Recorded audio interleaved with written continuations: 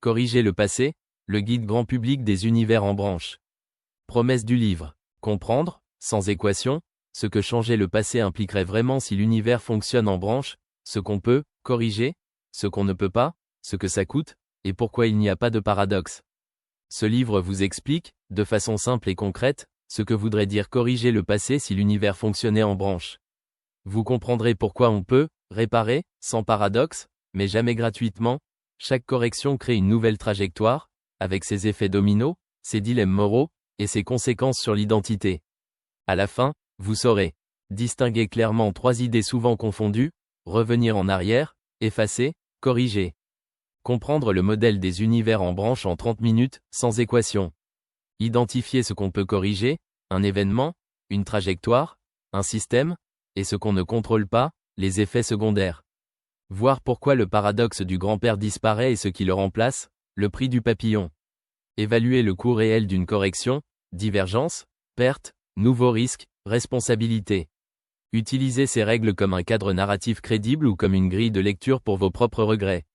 Promesse finale. Vous ne sortirez pas de ce livre avec un fantasme de machine à remonter le temps, mais avec une compréhension nette et mémorable d'un principe puissant: corriger le passé, ce n'est pas supprimer une douleur, c'est choisir une réalité.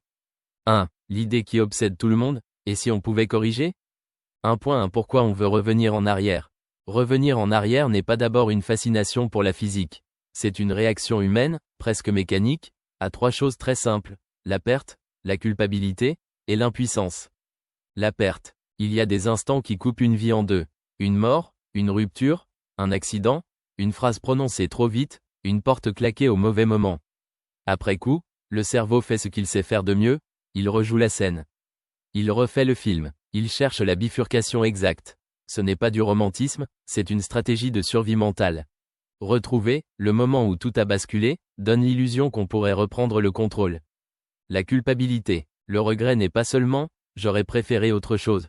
C'est souvent « j'ai l'impression d'avoir fait du mal » ou « j'ai laissé faire ». La culpabilité fabrique un tribunal intérieur. Elle produit un verdict: si j'avais agi différemment, tout serait meilleur. À partir de là, remonter le temps devient une fantasmatique de réparation. On ne veut pas voyager, on veut se racheter. L'impuissance. Le présent peut être étroit: contraintes financières, santé, dépendance, responsabilité, environnement social. Quand le futur paraît bloqué, le passé devient la seule zone où l'on croit voir une liberté totale.